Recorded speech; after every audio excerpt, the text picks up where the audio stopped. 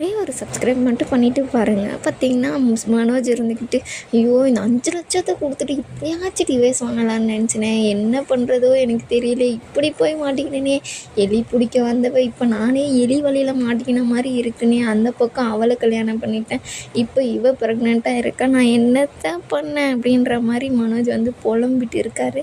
அப்புறம் பார்த்தீங்கன்னா மீனாவும் முத்துவும் பேசிகிட்டு இருக்காங்க. இந்த மாதிரி அவங்க ப்ரெக்னென்ட் ஆகிட்டாங்க, ஆனால் அவங்க பொய் சொல்லலை, அது மட்டும் உண்மை எனக்கு தெரியுது, ஆனால் ஏன் உன் அண்ணன் பொய் சொல்கிறாரு அப்படின்னு சொல்லிட்டு கேட்குறாங்க. அதெல்லாம் அம்மாவுக்கு பயந்து தான் இப்படியெல்லாம் பண்ணிகிட்டு இருக்காங்க, ஆனால் அவன் பொய் சொல்கிறது பச்சையாக தெரியுது, முழின்னு அப்படி முழிக்கிறாரு.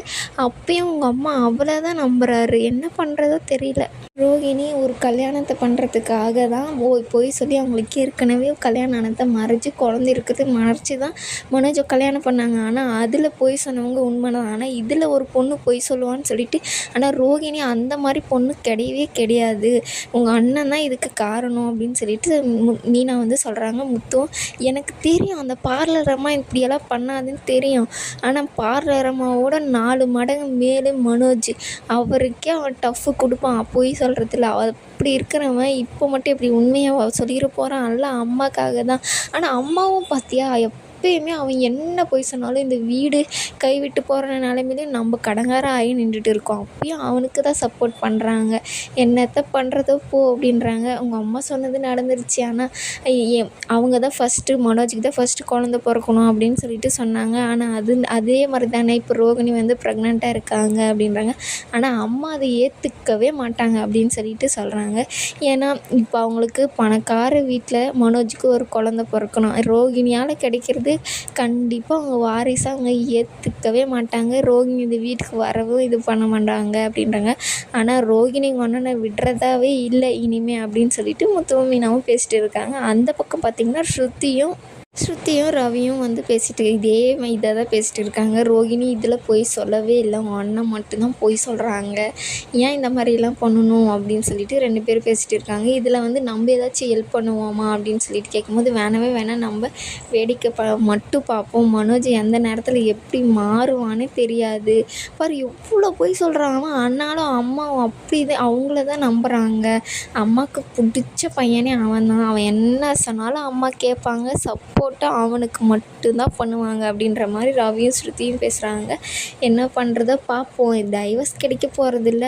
ஆனால் ரோகிணி இதெல்லாம் யோசிச்சு தான் சொல்லியிருப்பாங்க, டிஎன்ஏ டெஸ்ட் எடுக்கணும், இதெல்லாம் தெரிஞ்சு தான் அவங்க பொய் சொல்லாமல் உண்மையாக சொல்லிட்டு போகிறாங்க. ஆனால் உன் அண்ணனுக்கு ஏன் இதெல்லாம் புரியவே மாட்டேங்குது, பொய் சொல்லி இப்படி மாட்ட போகிறாரோ அசிங்கப்பட போகிறாரோ தெரியல அப்படின்ற மாதிரி அவங்களும் பேசிட்டு இருக்கும்போது, விஜயா வந்து பார்த்திங்கன்னா விடிஞ்ச உடனே லாயரை பார்க்குறதுக்கு போயிடுறாங்க. இந்த மாதிரி என்ன பண்ணுறது, என் பையனை நீங்கள் காப்பாற்றி கொடுத்துருங்க அப்படின்ற மாதிரி சொல்லும்போது, இது மேலெலாம் ஒன்றுமே பண்ண முடியாதுமா, அவங்களாம் 2 பேரும் மியூச்சுவலாக ஒரு டிவைஸ் வாங்குறது வேறு, அங்கே ஜட்ஜு முன்னாடி போய் எங்களுக்கு 2 பேருக்கும் டிவைஸ் கொடுத்துருங்க அப்படின்னு சொல்கிறது ஈஸியாக முடிஞ்சிடும். ஆனால் இப்போது நான் ப்ரெக்னெண்ட்டாக இருக்கேன், என் குழந்தைக்கு இவன் தான் காரணம் அப்படின்னு சொல்லிட்டு சொன்னாங்கன்னு வச்சுக்கோங்க, எல்லாமே ரோகிணி மேய்க்கு சாதகமாக முடிஞ்சு போயிடும். நீங்கள் ஒன்றுமே பண்ண முடியாது, அந்த குழந்தைக்கு இது பார்க்கணும், அது பார்க்கணும், ஸ்கூல் ஃபீஸ் கட்டணும், இந்த மாதிரி நிறைய இருக்குது, 50,000 கொடுக்கணும், மனோஜ் சம்பாதிக்கிறதுல அந்த குழந்தைக்கும் பங்கு இருக்கும் அப்படின்ற மாதிரி சொல்கிறாங்க. இதுக்கு வாய்ப்பே இல்லையா, என் பையன் தப்பிக்கவே முடியாதா, என் பையனை காப்பாற்றவே முடியாதா, எல்லா தப்பும் மனோஜ் பண்ணுறாரு. ஆனால் ஏன் விஜயா மனோஜை மட்டும் நம்புகிறாங்கன்னு தெரியல. அங்கேயும் போய் அப்படி தான் பேசிட்டு இருப்பாங்க. அதுக்கு அந்த லாயர் இருந்துக்கிட்டு ஒன்றுமே பண்ண முடியாது, எனக்கே நல்லா தெரியுது மனோஜ் முழிக்கிறது, ஆனால் நீங்கள் ஏன் நம்ப மாட்டேங்கிறீங்க, இதுக்கு மொத்தம் காரணமும் மனோஜ் தான் அப்படின்னு சொல்லிட்டு லாயரே சொல்கிறாங்க. ஆனால் விஜய் ஏன் அப்படி கேட்க மாட்டேன்றாங்கன்னு தெரியல. இல்லை என் பையனுக்கு கல்யாணம் பண்ணணும் நான் அப்படின்றாங்க. இப்போ ஒரு இதுனா கொஞ்சம் நாளில் முடிஞ்சிடும், இப்போ அவள் ப்ரெக்னெண்ட்டாக இருக்கா, குழந்த பிறக்கிற வரையும் அப்புறமா தான் டிஎன்ஏ டெஸ்ட் எடுக்க முடியுமா, இல்லை அவள் இப்போவே மூவ் பண்ணாங்கன்னா இப்போவே எடுக்க முடியும் அப்படின்ற மாதிரி சொல்கிறாங்க. இனிமேல் கிடைக்காது அப்போ என் பையனுக்கு அப்படின்றாங்க.